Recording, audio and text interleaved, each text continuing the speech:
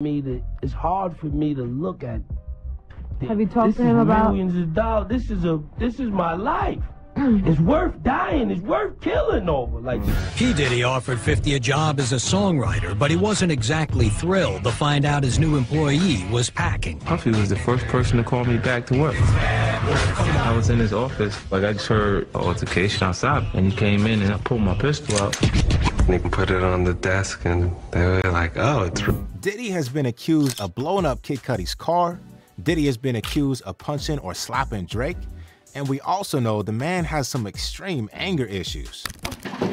Savage! I'm a savage! Oh! I'm a savage! Whatever I want to put you... Okay, calm down, Brother Love.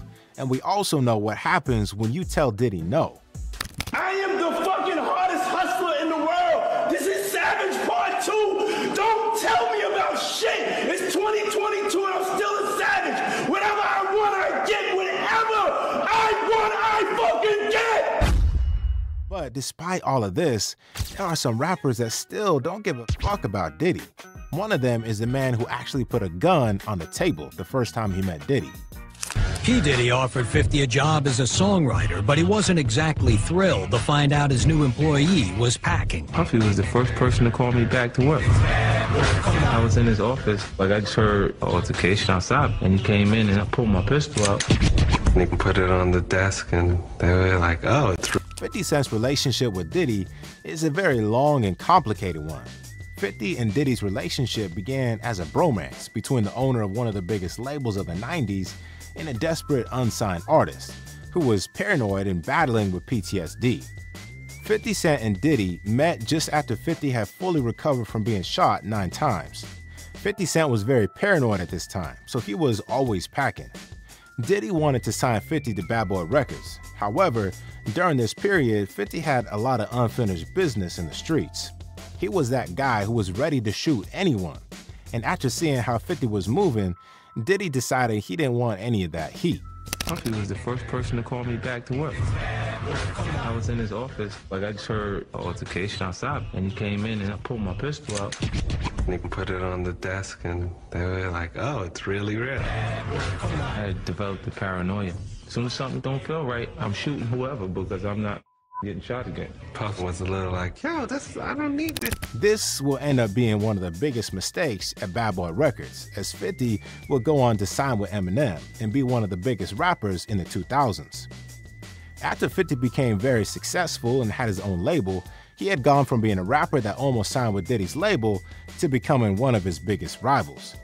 This beef started after Diddy pulled out of the deal for Maze to join G-Unit Records. Then the beef almost got physical when Diddy offered to take 50 Cent shopping. Now, Fifth, when you continuously call Puff gay, does that affect your relationships in Hollywood? I don't call him gay. I said, let me read it, read Fifth. Oh my God. Sorry I can no longer help you guys. Soon you will all be gay and happy. You are all now left under leadership of Puffy Daddy. Report to the nearest rainbow. Dinner thieves in theaters January. Oh, that's why he says things. He doesn't even know what he's saying is like fruity. You know what I'm saying? Like, he says something fabulous and he goes, yo, no, but me and you, we ain't party. Like, we need to party. What is he talking about? And when people say that to me, I get a little uncomfortable. I get uncomfortable. Like he said something to me one time, a long time ago.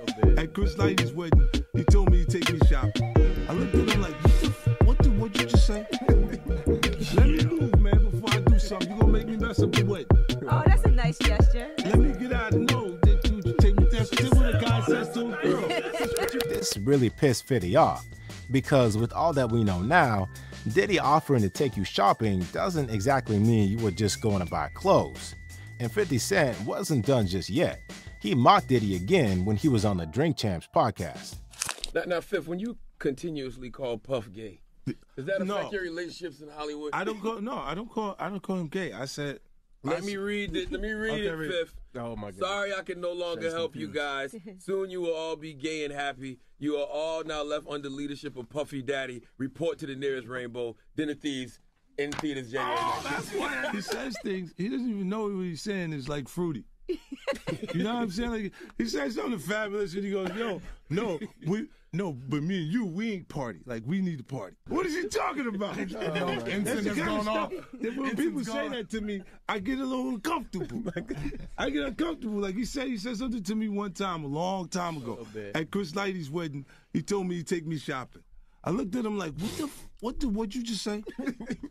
Let me move, man, before I do something. You're gonna make me mess up the wedding. Oh, that's a nice gesture. Let me get out of no, dude, take me. That's what a guy says to a girl. If there's any rapper who doesn't care about or isn't scared of Diddy, it's 50 Cent. Till today, 50 and Diddy still don't get along. In fact, 50 Cent has even confirmed that he is working on a documentary that is going to reveal all of Diddy's shady dealings.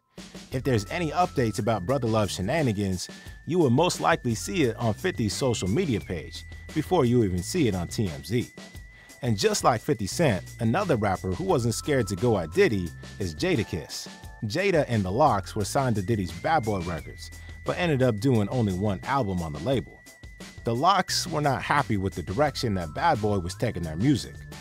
The group's identity had always been about the streets, and they wanted to keep it that way. However, Bad Boy wanted the Lox wearing shiny suits, making radio-friendly music, and dancing in the videos. The Lox wanted to lead the label, but Brother Love just wasn't going to let them go.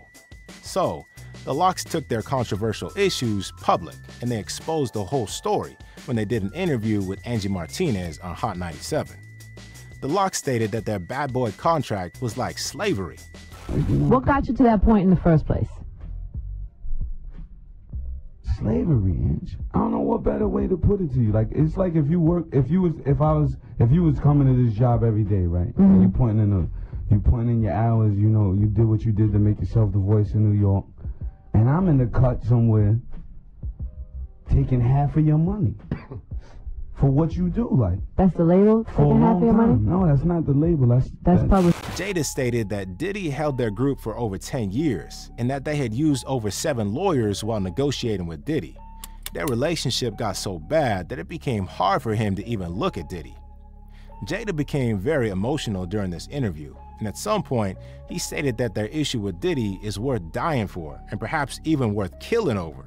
It's hard for me to look at Diddy. It's hard to go, like, to be phony about it and pull him out on stage at the Hova concert and do the Benjamins, and it's hard, like, it's not. Have you talked to him about millions of dollars? This is my life.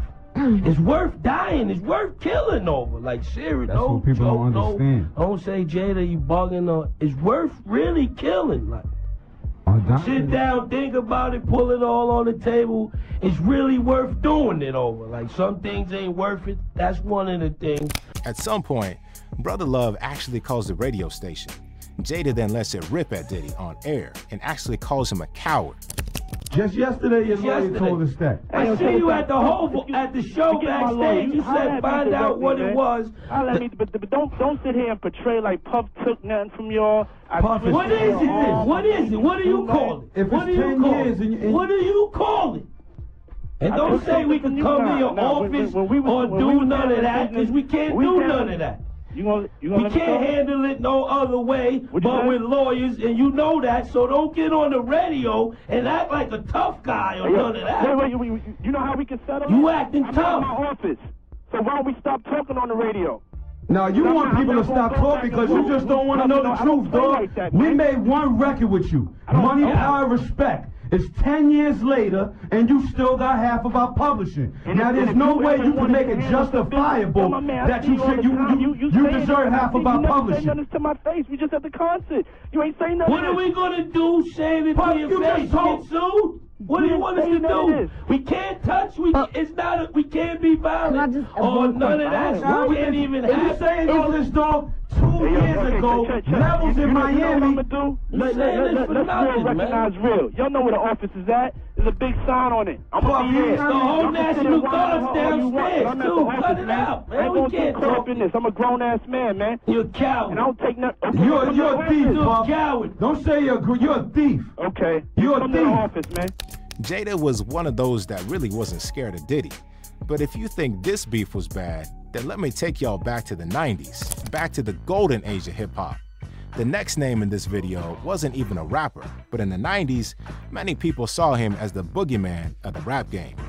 This was a man that clearly had Diddy so scared that there are several rumors that Brother Love actually wanted him dead.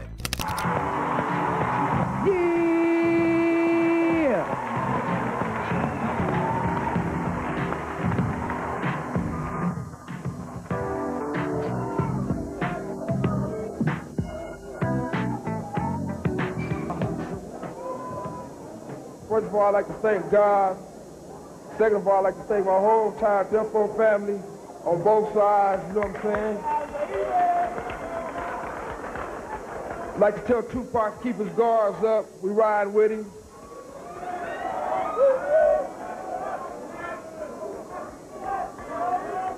And one other thing I'd like to say, any artist out there want to be an artist and want to stay a star, and don't want to have to worry about the executive producer trying to be all in the videos, all on the record, dancing. Come to Death Row.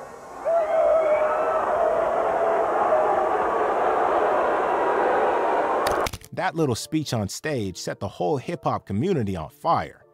The Diddy vs. Suge Knight beef actually changed hip-hop forever.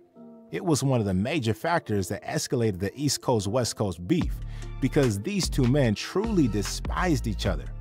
Diddy and Suge even bumped heads at Jermaine Dupri's party. Suge allegedly slapped Jermaine Dupri at the party. Then, the fight between he and Diddy's crew led to Diddy's bodyguard allegedly killing one of Suge's close friends, Big Jake. The death of Big Jake took their beef to a whole other level. This was when the beef went beyond just rap music and the streets got involved. Many believe that Diddy ordered the hit on Tupac. However, several sources state that Pac might not have been the only target on the night, as the man who ordered the hit wanted Suge gone as well. Unfortunately, this beef eventually led to the death of Biggie Smalls and Tupac. Diddy and Suge's beef was one of the most defining rivalries of the 90s, but someone who stood up to Diddy in the 2010s was J. Cole. The year was 2013.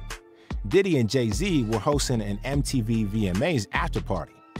Almost every relevant rapper was at this party. This party happened less than 2 weeks after Kendrick had dropped his Control verse, which set the rap game on fire. Kendrick crowned himself King of New York on the song.